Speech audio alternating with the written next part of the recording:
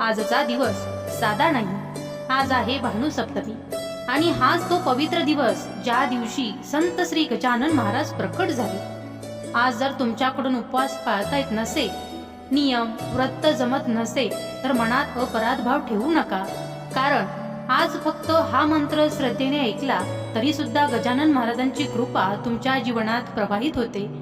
हा मंत्र त्यांच्यासाठी आहे जे संकटांनी थकले आहेत, जे मनातून देवाला हाक मारत आहेत आणि ज्यांना वाटतंय आता तरी काही चमत्कार घडावा।